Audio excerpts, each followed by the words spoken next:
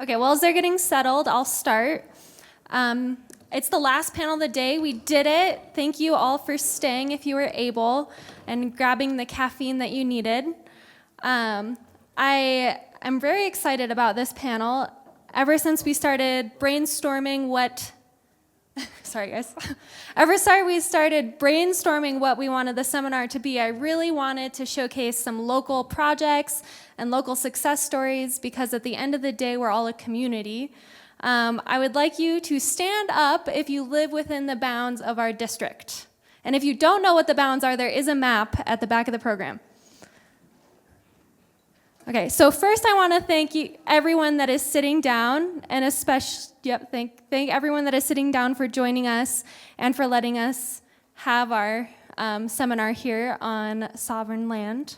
And secondly, I want everyone to look around, and this is our community. We're a community here, and we might disagree on a lot, but we have really cool projects going on. And so that is why we have pulled this last panel together. There is, of course, not enough seats in this building to host all of the projects, so we tried to pick some different ones, some that you may have heard of, some new ones, but I'm excited to hear from all of these folks.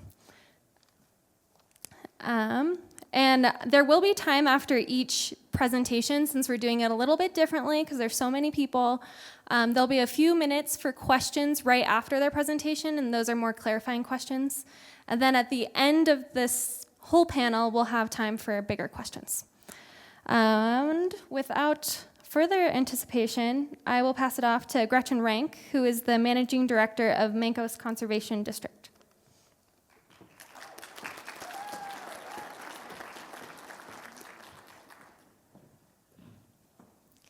Hi, good afternoon. If you're not familiar with the Mancos Conservation District, we are a soil conservation district. Born out of the Dust Bowl. We were established in 1948 under the Soil Conservation Act. So I'm going to present today on 3 years ago, a project that I had the opportunity to start 3 years ago, and part of a pilot program that was to add additional capacity to communities through a partnership with River Network and funding through the Colorado Water Conservation Board. We all recognize that local communities needed additional support to overcome barriers in accessing federal funding and project scoping. There was a general lack of knowledge of the available funding sources and how to combine funding sources for projects, and a lack of access to the necessary technical skills to develop large-scale project scoping. Our water infrastructure was aging and in some cases failing. Our available funding resources had allowed for Band-Aid fixes, but nothing really long-term. Our main goal with this pilot was to identify financial resources to increase the quantity and quality of multi-benefit water projects through coordinator positions. At the time, our funding did not allow the district to hire additional staff, so I maintained my role as director, but took on the role of coordinator as well. An important part of this pilot was to identify what skill sets were needed for coordinators to be successful and which ones were essential to the success in funding and implementing of infrastructure projects. As we developed the list of skill sets, we knew that finding a jack of all trades was probably not going to happen. And then it also became clear very quickly that the number of projects that we had started to identify would require more than just one part-time position. We really needed a team of providers to fill the gaps, and some of these gaps were specific to the individual programs, plans, and projects.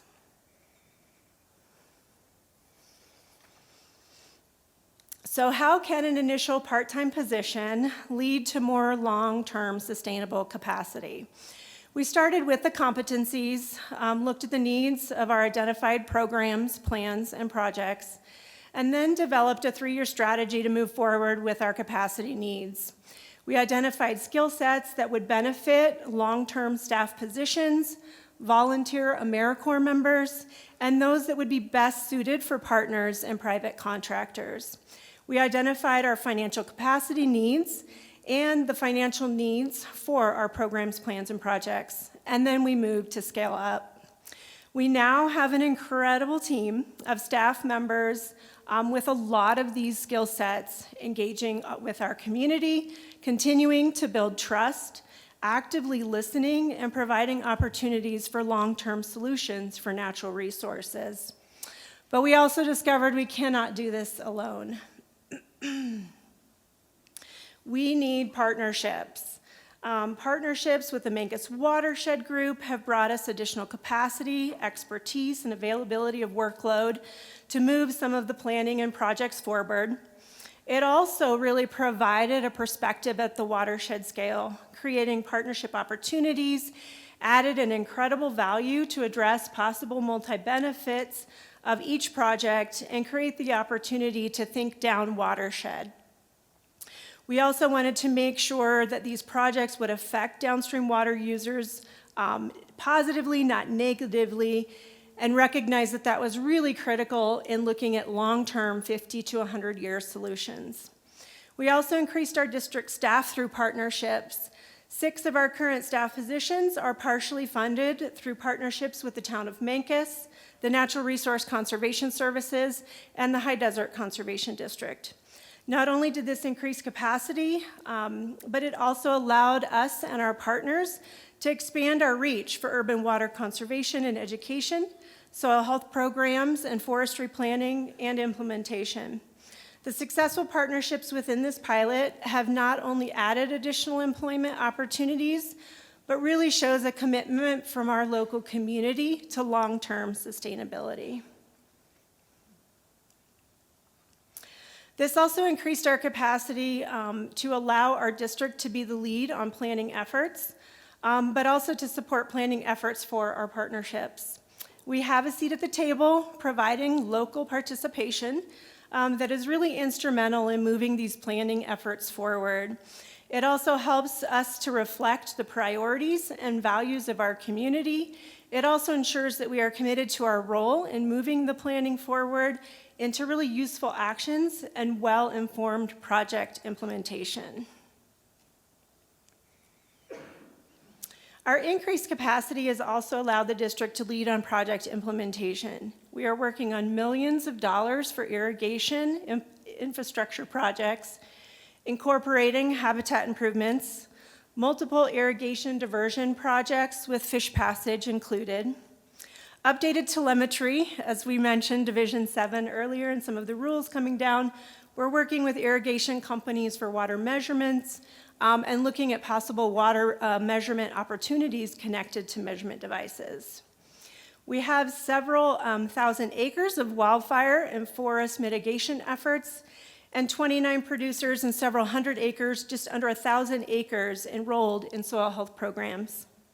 This capacity has also provided additional benefits for one-on-one consultations and education opportunities for all ages, and even affordable housing for our local workforce. While this pilot was funded through SWCD, the Southwestern Water Conservation District grants and educational programs have provided much-needed match for these projects and helping us to educate the next generation of water users.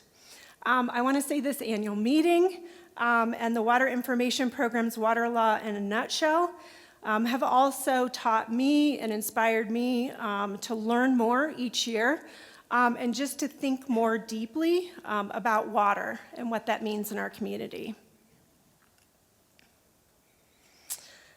So we've heard a lot today about barriers. We've certainly faced our own barriers. Inflation and drought have significantly stressed our communities, and they'll continue probably to stress our communities.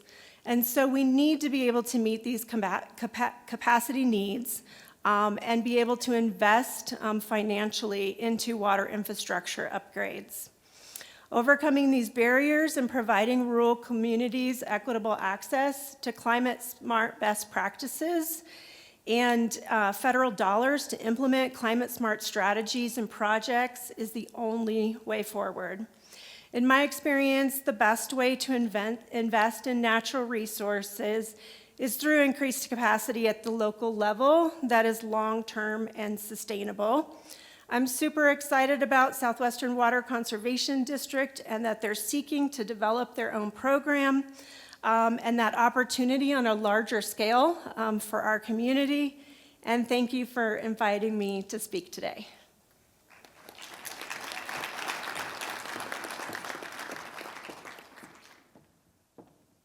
Thank you, Gretchen. I think for the sake of staying on time, we will just filter through everyone and then have questions at the end. So I am happy to say that Al Pfister is next, who is the project manager of the Upper San Juan Watershed Enhancement Partnership. Oof, a mouthful. It is a mouthful, and I will just use the acronym WEP, so I don't have to say it and get tongue twisted every time. But, this effort, to me, is one of the best things I've been involved with in my 40-plus year career. And, a lot of that was endangered species where there's, a lot of, I'll say, controversy, et cetera. But, we tried to emphasize collaboration on this particular project. And, I mentioned Melly right before lunch, and she was one of the main drivers in making sure we got all the water users involved. And right now we are a nonprofit, but I'll go through kind of the history, maybe.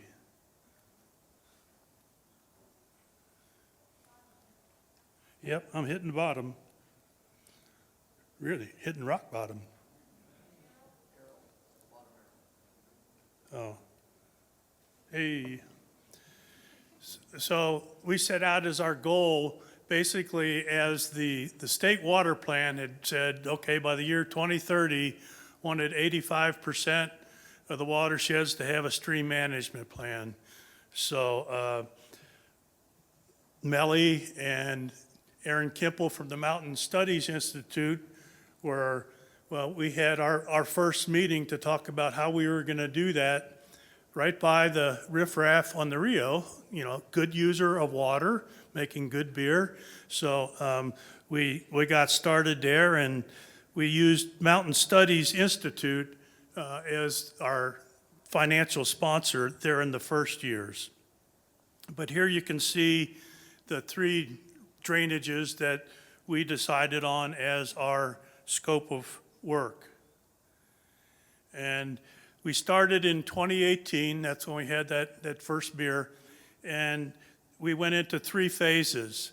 So phase 1 was from 2018 to 2020, and then phase 2 ran up to 2021, and phase 3, so then we incorporated late last year. So, where we've come from and where we've gone to is, to me, a pretty good success story. So I'll get into the details, but here's just another shot of the issues or the land management in the different drainages. So you can see there's quite a bit of private land in there. So we've made a particular emphasis on getting private landowners involved and the ag community. Here was our first steering committee, and you can see we've got ag producers, environmental, recreational, private landowners, municipal, and let's see, Mountain Studies, CPW, Colorado Parks and Wildlife, recreation interests. So we tried to get all the interest represented there so we could take the concerns of each of the different interest groups. So we developed that steering committee and then went into, what do we want to do to get this stuff done, to kind of get the general idea of what we're going to do and when. And phase 2, we hired Lodic Hydrological, which Seth Mason grew up in Pagosa Springs, so it was kind of neat. He lives in Carbondale now, but we were able to use him to get an assessment of the environmental and recreational needs via various different modeling and data collection efforts that he performed. And then the San Juan Conservation District hired a crew of people that looked at the agricultural infrastructure, not water rights, but just agricultural infrastructure.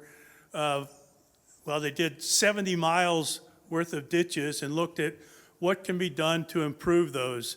And they came up with $8.6 million worth of projects, and now we're faced with, well, where does that money come from? But we're trying on those.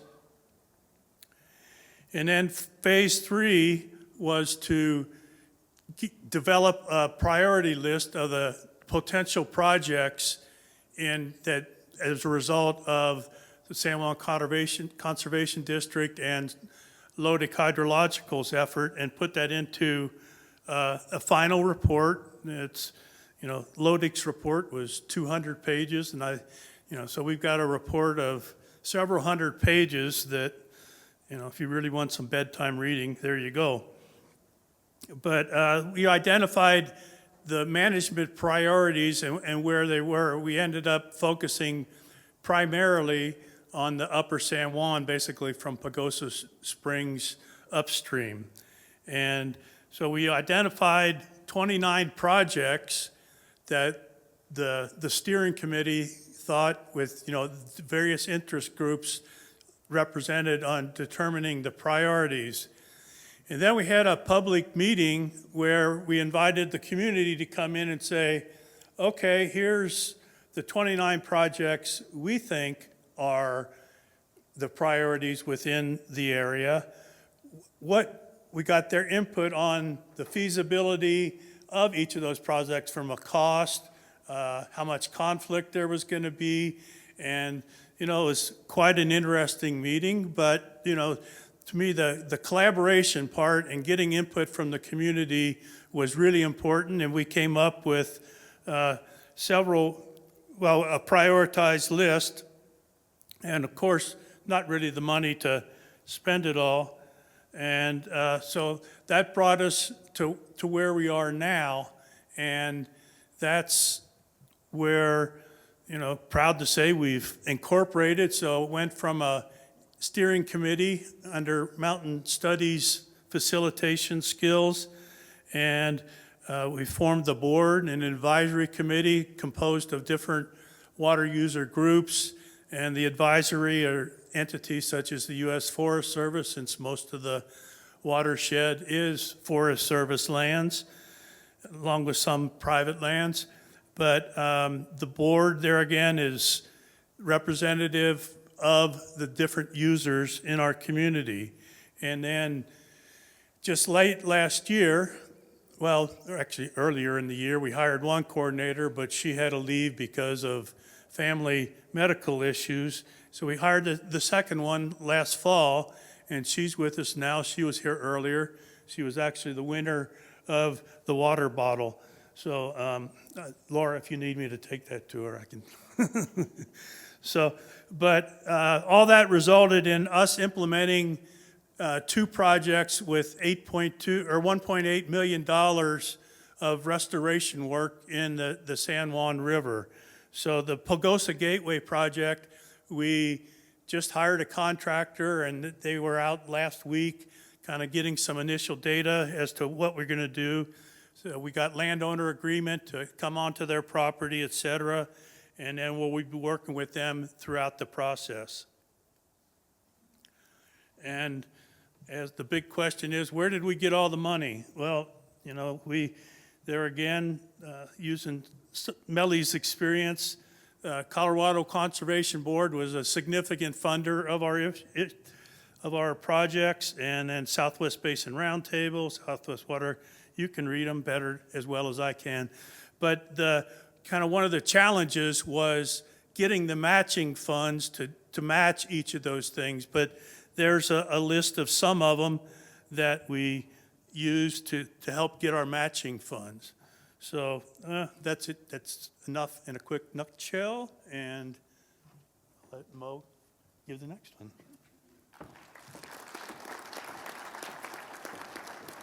Thank you, Al. Next, we have Jude Schuenemeyer. I think I was close there, Jude. The co-director of the Montezuma Orchard Restoration Project. Mike Noon Doges, Mike Noon Mamaches. Toyak, thank you for having us here today. Thanks everyone for Southwest Conservation District of putting this together. We sure appreciate it. Montezuma Orchard Restoration Project started by accident over 20 years ago when Addie and I decided to lease out a little neighborhood nursery in Cortez on a whim. We got the customers that went with the location, and from them we learned the early orchard history of this country. They gave us articles written by Jasper Hall, the fruit wizard of Montezuma County from the 1890s, and county fair records from the 1900s. They introduced us, they told us about their grandparents' orchards and introduced us to the people that had the orchards at that time. These are relationships we still have with us to this day. Let's see if we get it working. Bing. It's the yellow one? It's the bottom arrow. Not the yellow one. This one, haha. Okay. As we learned, we understood that these were commercial orchards with professional growers creating an economy. Some of these were smaller acreage, like we see down in Weber Canyon, see photo upper right. To the left, Jasper Hall's 45 acres of trees between Cortez and Dolores would have been on the more ambitious scale of what was happening down here. We quickly became aware that this was part of a bigger story that happened across Colorado, of orchard history in Colorado following the Pikes Peak Gold Rush. And as we learned the history, we also became painfully aware of the trauma that was inflicted upon the Arapaho, the Cheyenne, and the Ute people. As we are here near Ignacio, it is worth remembering that the Muach and the Capote were also people of the Front Range, in the High Plains, in the Wet Valley, in the Arkansas Valley, and the San Luis Valley. We can feel the whole weight of that history and still be incredibly grateful for our early fruit-growing pioneers.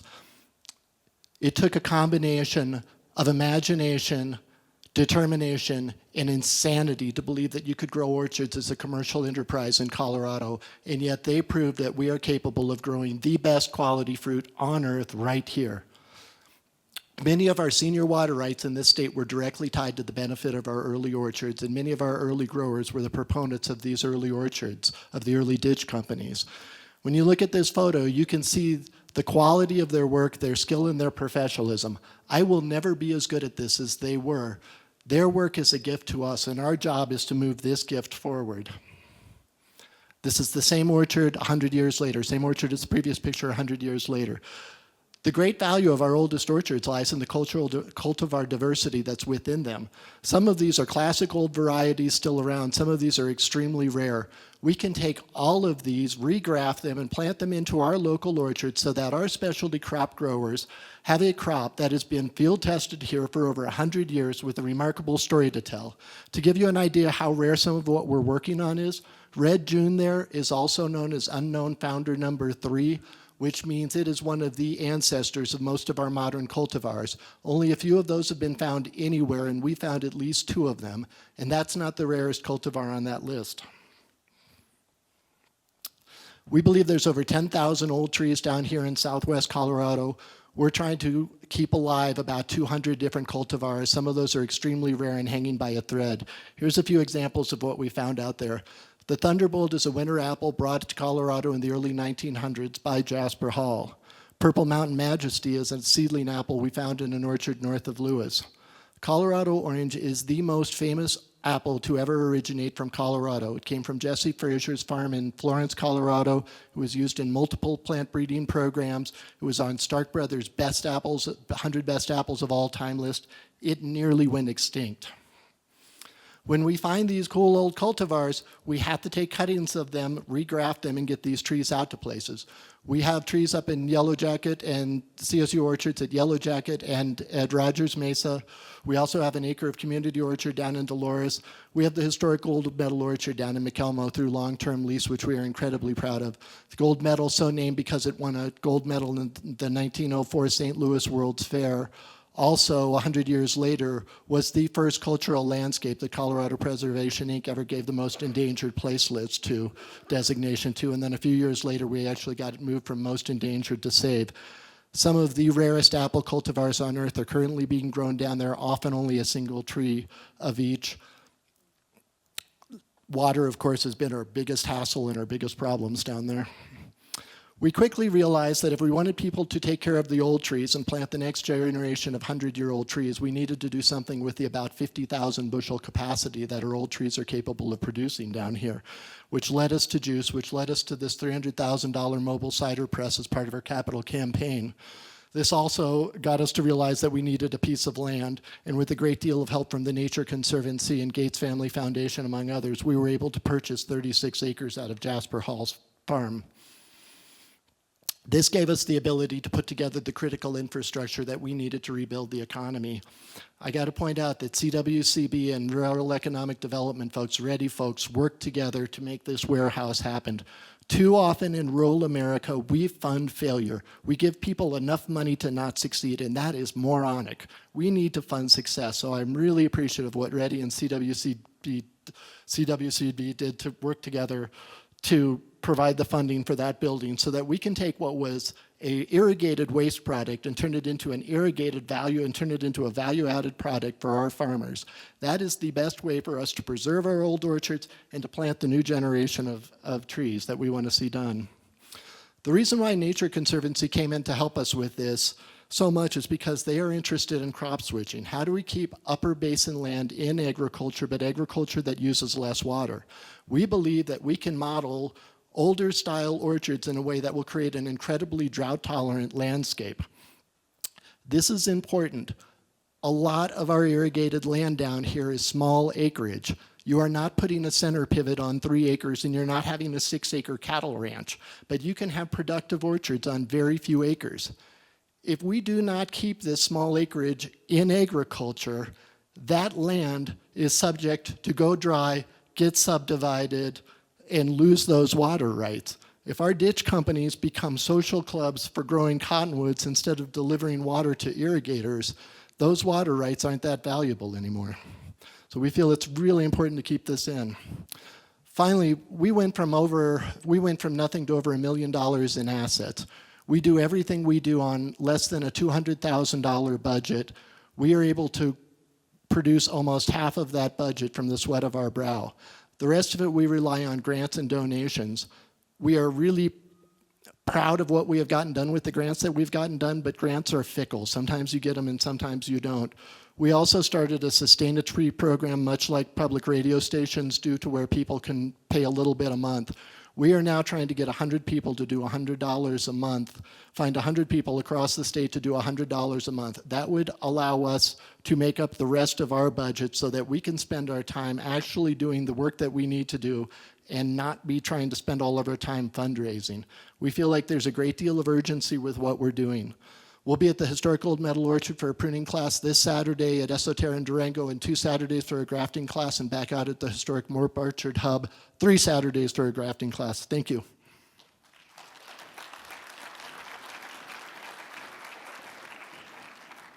Thank you, Jude.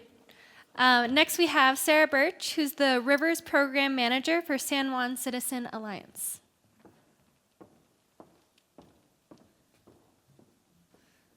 Hi, everyone. Thanks for having me today.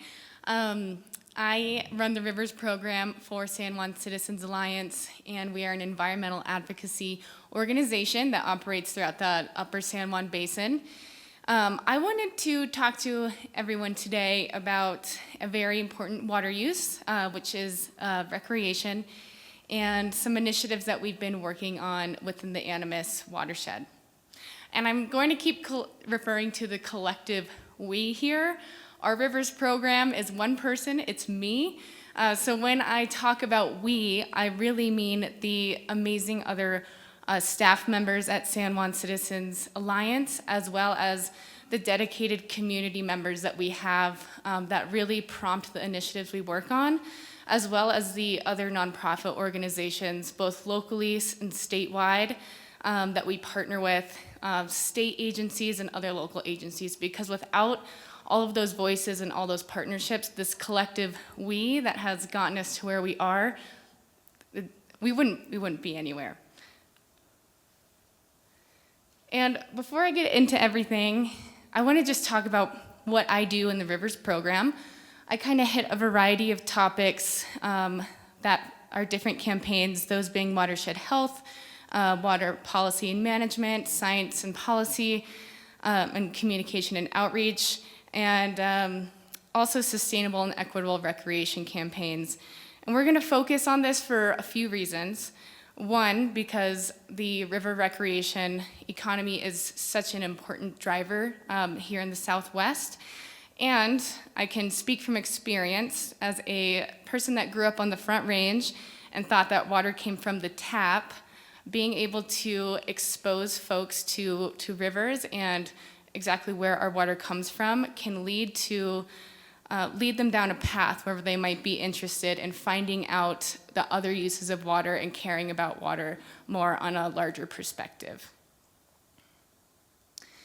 We're going to talk a little bit about money first, and this figure here is from the Colorado Rafting Outfitters Association, and this bar graph represents the economic impact of just commercial rafting alone in the state of Colorado. So this doesn't incorporate any type of commercial angling or the private boating that does bring in revenue. So we do have to acknowledge its role in supporting local communities throughout the state. And I also want to point out that we see pretty significant dips in the economic contribution of commercial rafting on our dry years. 2002 really sticks out, doesn't it? But we do see generally that we're on a climbing trend. So we can expect that river use throughout the state is likely going to increase as time goes on and as these sports become more popular.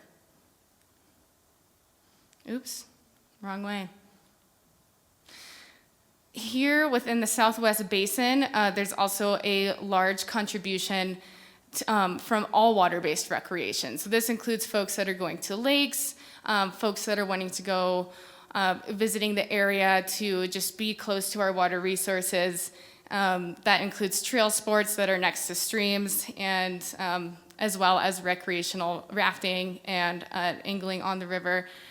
So it also highlights that both residents and visitors value water when they come to visit, and the folks that live here want to live next to water. But there are challenges, right? That's why we're all here today, to come together and talk about how we can figure out how to support all of these uses in a way that works for everybody. And when it comes to recreational uses, there continues to be a lag behind the understanding of what the requirements are. So there are some innovative ways to get around that, which I'm going to talk about here very quickly because I'm almost out of time. And working in the Animas River, I just wanted to point this out real quick. In 2002 alone, there were 36,000 people that rafted the lower Animas through La Plata County, and this is just commercial folks. That doesn't count any private users. That sounds like a lot, right? And what does that look like? Well, I'm sure you all have seen it. If you go to the Animas River in the summertime, it gets pretty crazy. And I'll tell you a reason why I think that is. There's about 8 river miles that offers the only public access along the lower Animas River. There are some historical access sites upstream that are private, but they're not public. We do have some trespass problems up there because there's a really small section that is actually available to folks to float the Animas River. And what are we doing about that? Well, we have a few initiatives going on. One of those is to assess other opportunities to expand access, to try to distribute this high use from the area through the city of Durango to other places. That can also open up opportunities for folks that maybe don't want to go down Santa Rita Park at high water, are maybe newer to the whole river sport thing, and also different places where the character of the river might be able to support some use in times of low water. So we are looking at options for upstream access. Right now we do have a landowner that's interested in donating some property, and we're trying to partner with some agencies to see if there could be a management potential there. We did get assistance from the National Park Service to put together this beautiful conceptual site plan. Wouldn't that be great? Hopefully a little bit further down the line we can make this into a reality.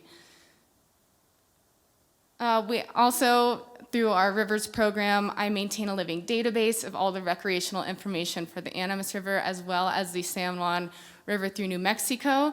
I consulted with them to help put together this river kiosk update with signage standards that were put out through American Whitewater. So trying to make information for river users more understandable and accessible every place they might be going. We also are doing our best to collect stakeholder input because any of these initiatives would not be properly carried out if we didn't have diverse stakeholder input. So I do have a survey going. It's trying to collect user input from the Animas River, but I'm also trying to get folks like private landowners or other stakeholder groups to fill out this survey so that we can get a more diverse understanding of what the wants and needs are for recreation on the lower Animas River. And that will stay open through the fall of 2024. It's on our website too. Also, to help fund this, we do hold fundraisers, and we have a really great volunteer membership through San Juan Citizens Alliance called the Animas River Allies. We'll be planning some river cleanups this year, and these folks are also great for helping share that stewardship information that river users should know before they go on the Animas River. The whole goal of this is try to reduce conflict with landowners as well as promote sustainable use practices along that high traffic area so that we don't see things like riparian vegetation trampling, littering, and water quality issues. So trying to promote stewardship in these resources that we use and we love. All right, thank you guys.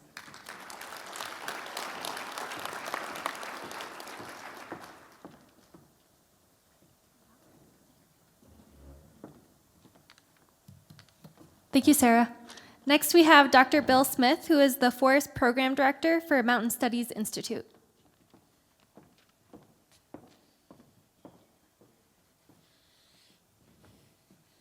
Hello, everybody. First, I'd like to thank the organizers. This is my first time attending this conference. It's been amazing getting to know many of you in the room and also joining such important conversations with such a passionate and knowledgeable community. I'm Bill Smith, so I'm Director of the Forest Program at Mountain Studies Institute, and I'm going to talk today about the Southwest Colorado Collaborative Forest Landscape Restoration Program. Backing up a little bit, the Collaborative Forest Landscape Restoration Program is a nationally funded program with up to $80 million in funding annually. It was established by Congress in 2009 and reauthorized in 2018. Each of these polygons on this map of the western U.S. represents a successfully, competitively competed proposal for a CFLRP. And each of these represent a collaborative, science-based ecosystem restoration project in a priority forest landscape. One of the key objectives of these CFLRPs is to reduce wildfire risk and manage for wildfire, and also to demonstrate how ecological restoration techniques achieve ecological and watershed health objectives. So this is this combination of ecosystems and watersheds, which I'll use the general term ecohydrology focus. For our region, we are fortunate to have two successful CFLRPs. And actually, this is an older version of slides. So the area in red is actually showing the 232 strategic partnership, which is the collaborative that oversees the Rio Chama CFLRP. And that's actually shown in the red square on the larger map. You can see the correct size. There's not overlap between the Southwest Colorado and the Rio Chama. I'm going to focus more now on this blue-colored polygon on the map. So looking at the Southwest Colorado CFLRP, challenging to say, this is made up of three collaboratives. The Dolores Watershed Resilient Forest Collaborative in yellow here, the Four Rivers Resilient Forest Collaborative in orange, and the San Juan Headwaters Forest Health Partnership in pink here. This was funded, this CLFRP was funded in 2022, and so in the first full year of funding, there's been a number of successes. A couple are highlighted here. Over 30,000 acres of fuel reduction was achieved in this first year. Also, over 3,000 acres of invasive weeds were treated. 7,000 acres of terrestrial wildlife habitat was improved, and 8 miles of stream habitat was enhanced. One thing I wanted to point out is these collaboratives are made up of a diverse group, including agencies, key representatives from the U.S. Forest Service and BLM, tribes, NGOs, universities, and private landowners. So a really diverse assemblage of folks who care about the land, who are stakeholders in these regions.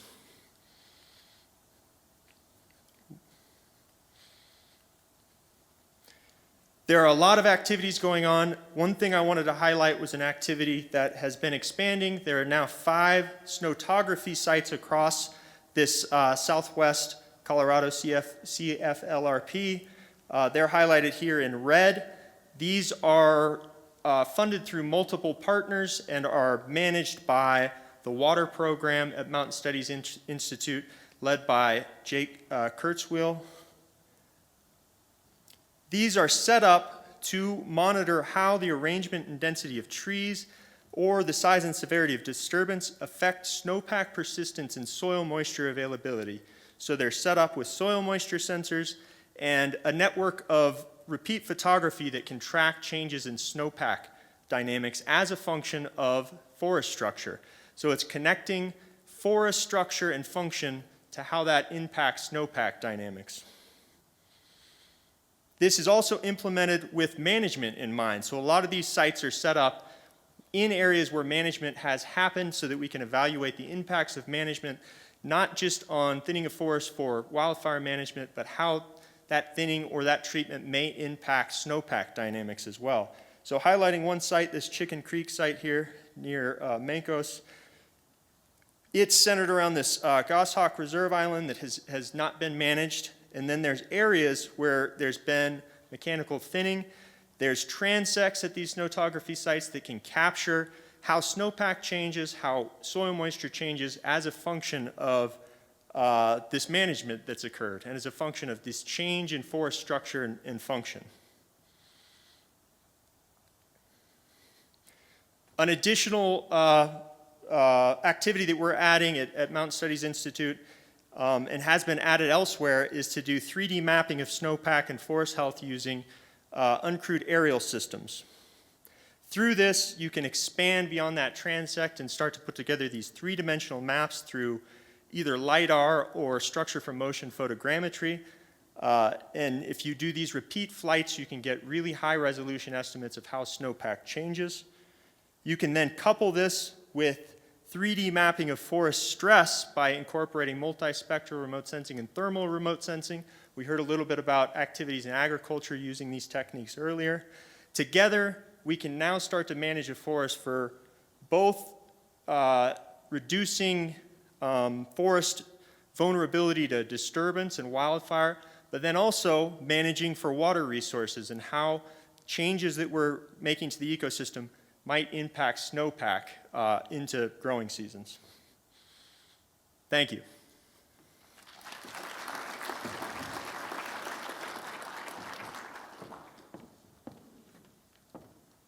Thank you, Dr. Bill Smith.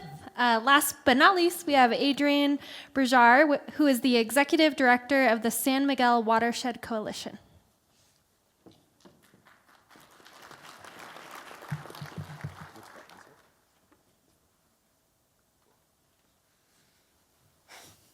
All right, hi everybody. My name's Adrian Bergere. I'm the director of the San Miguel Watershed Coalition. You can see the location of the entire San Miguel Basin, which the coalition works to steward down here in the southwest portion of the state. It is not a small area. The watershed is 1,500 square miles. That is 1 million acres. The coalition's mission is to protect the environmental resources of the San Miguel River, the San Miguel Basin. Here's a little bit of a zoom just to give you a little bit more geographical perspective. The watershed's headwaters are up around the communities of Telluride and Ophir. The river runs northwest and downstream through Sawpit, Placerville, Norwood, and the Wrights Mesa region, Nuclear-Natarita, Yerevan to its confluence with the Dolores River out on the Colorado Plateau. All, of course, the surrounding mesas are included, and like I said, it's 1,500 square miles, large area for a small watershed group to steward. That being said, a couple of years ago, we completed our stream management planning effort, which was called the San Miguel Partnership. The San Miguel Partnership, well, the stream management plan was actually started in 2015 by an environmental subcommittee of the Southwest Basin Roundtable. It took on a few evolutions until the stakeholders felt that everybody in the basin was well represented to a full 76-person stakeholder group. And so bringing in that many people was really important to the success of the San Miguel Partnership and our stream management plan. Similar to WEP, we had a technical assessment done by Lotic Hydrological, which is called it's the Environmental and Recreational Non-Consumptive Needs Assessment. And that was one of the final products of our stream management plan. The second is, of course, the project list, which is the strategies and initiatives for meeting San Miguel water use needs. I think they're called strategies and initiatives to leave them a little bit broader so we can continue to work in these areas instead of just very specific projects for the foreseeable future. This is just the project list. I'm not going to spend too much time on here, but you have these 18 multi-benefit environmental and rec projects. So what's next? 7 of the 18 projects have been fully or partially funded, and the stakeholder group decided that the most logical course of action once the partnership had concluded was to pass this project list on to the San Miguel Watershed Coalition, which was already well suited to facilitate this list and take on some of the work. I want to be clear that we are the facilitators of the project list, so we're working with project partners and stakeholders to identify project champions, move projects forward, and we are also managing or championing a few of the projects. So 7 out of 18, that's $30 million in projects. There is the caveat that there is a large $20 million of this project list is associated with storage water rights that Montrose County filed on in the 2000s, so it's really more like $11 million for the rest of the project list. And so in no particular order, these numbers are just associated with the number on the project list. The Watershed Coalition is currently funded for 3 of the projects on the list, and that's what I'm going to talk a little bit more about today. So the first is this floodplain restoration opportunity inventory. And what we did is we partnered with a grad student at Western Colorado University. He did his final graduate project with us to create a process-based restoration suitability model for Forest Service lands in the watershed. So we have a formal agreement with the Forest Service. We felt this was the best way to scale this work. Forest Service is the largest landowner in the San Miguel watershed, and most of it is in the headwaters where this work is really effective.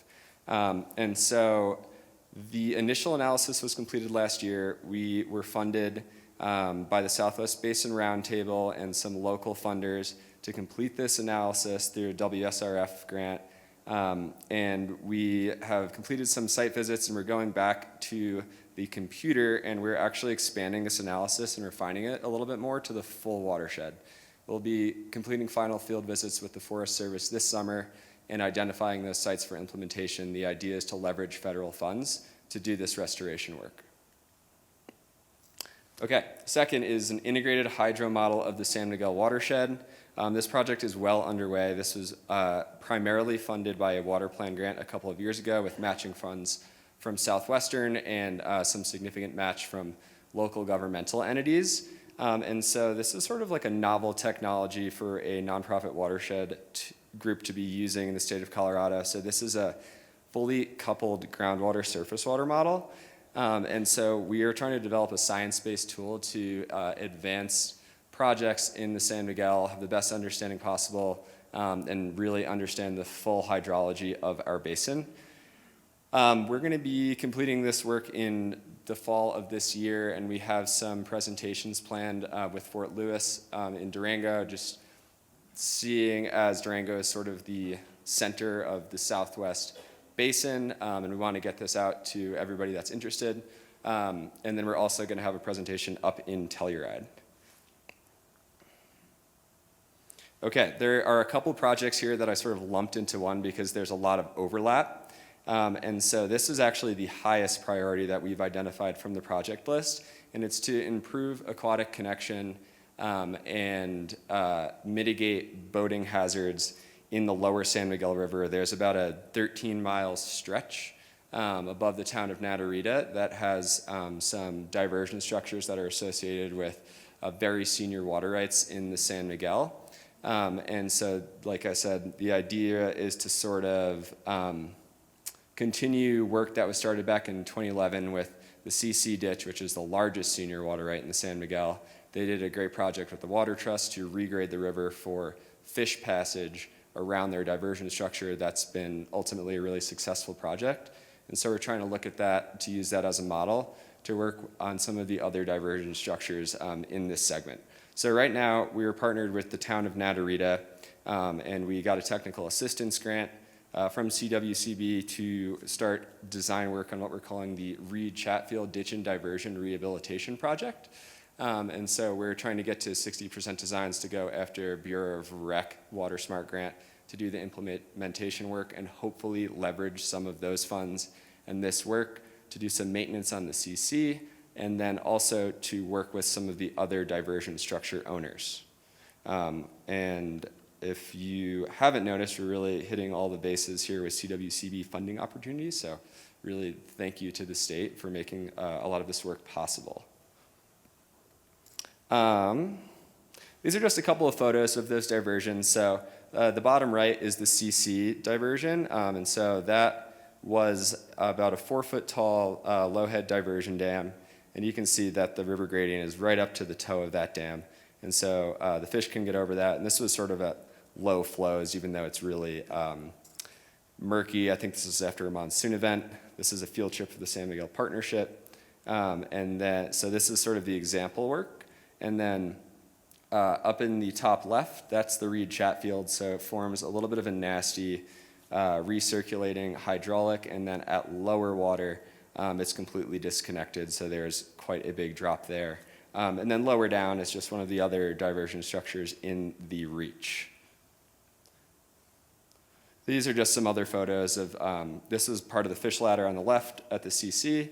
This is another diversion structure on the right that is in that initiative area above the town of Natarita.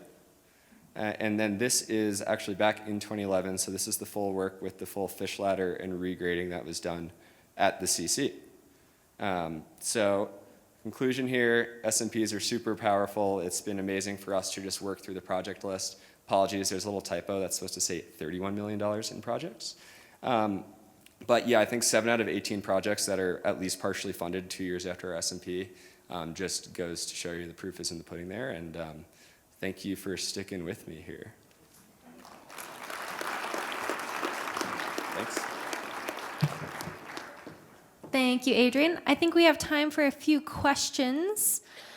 If you have a question, please stand up because it is hard to see you.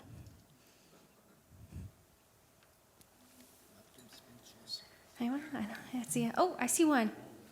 I will get you a mic, Laura.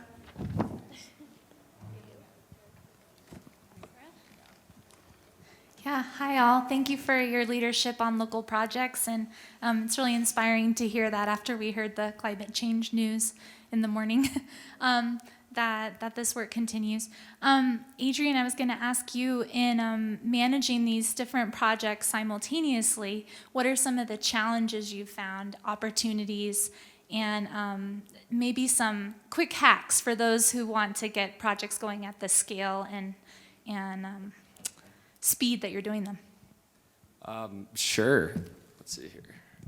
I'll start with a quick hack, which is talk to Laura. I don't think Laura's position actually existed when we started working on some of these projects, but now it's an amazing resource. And Yeah, capacity is definitely an issue for us. The coalition has 1.5 employees, so we've really been getting this done by outsourcing to consultants and contractors. I think that's sort of like the typical nonprofit model, especially in small communities on the Western Slope. But I think the silver lining there is that we are taking on a lot of projects. We're about ready to expand and turn that 0.5 position into a full-time position, hopefully one more down the road. So yeah, it's definitely like a balance of trying to bite off not more than you can chew, but getting close in order to build that capacity. So if anybody has any tips for me, find me in the hallway.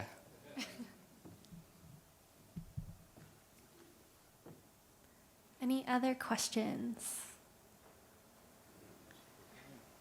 Perfect. Okay. Well, one last round of applause for these local champions. You guys are free to go.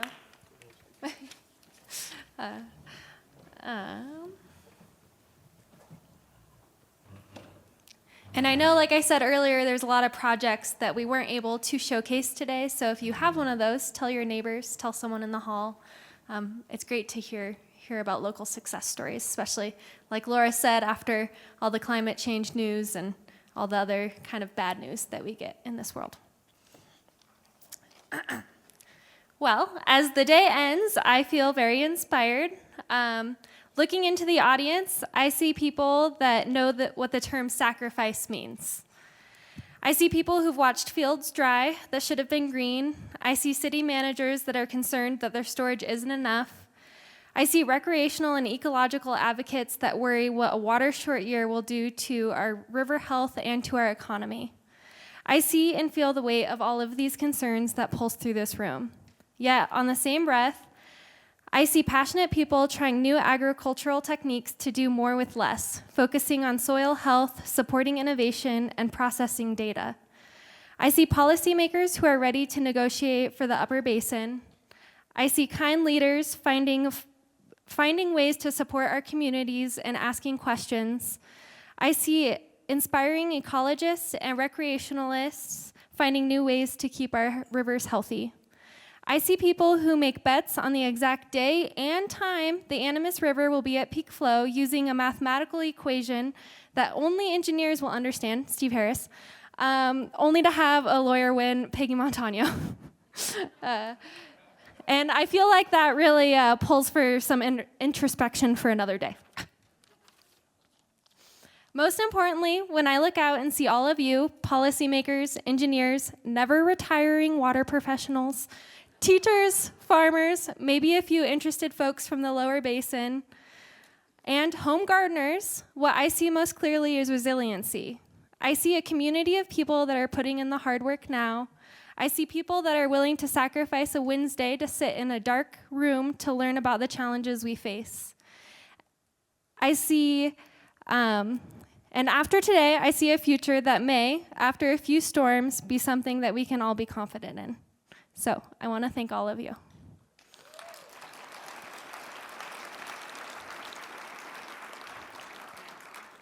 And then before I let you leave, I have some housekeeping. At the end of your program, there is a little feedback form. We appreciate all and any feedback, so please drop those as you leave. We also recycle the lanyards and the little plastics, so we don't have to buy them every year. So if you want to drop those. If you would like to sign up for our water e-newsletter, which we try to send out monthly, when we're busy, it might take 2 months. Please visit our website. There's a QR code at the back of the program, or email me. And then one last thing, before you go, SGM and the Colorado Water Trust is helping host a little water happy hour after the event. I did sound like they had some tickets left, so if you want a free drink, there's probably about 50, I think, left. Or if you want to buy a drink or just chat with our fellow water professionals, please stick around. Before we go, I would like people to stand as I thank them so we can all give them a round of applause. First, I want to thank today's speakers, many of whom traveled long distances and spent time preparing their remarks. So please stand if you're one of the speakers.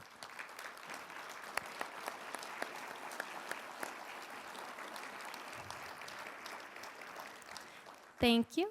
I wanted to thank the Southern Ute Indian Tribe and the Sky Ute Casino for the venue and the delicious food that we had today. So please stand so we can appreciate you.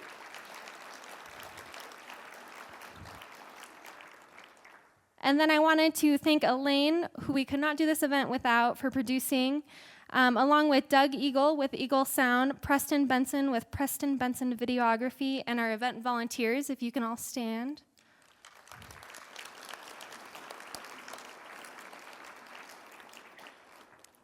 I would like to thank our board for their continued support and for wanting to have this event every year. So please stand if you're on our board.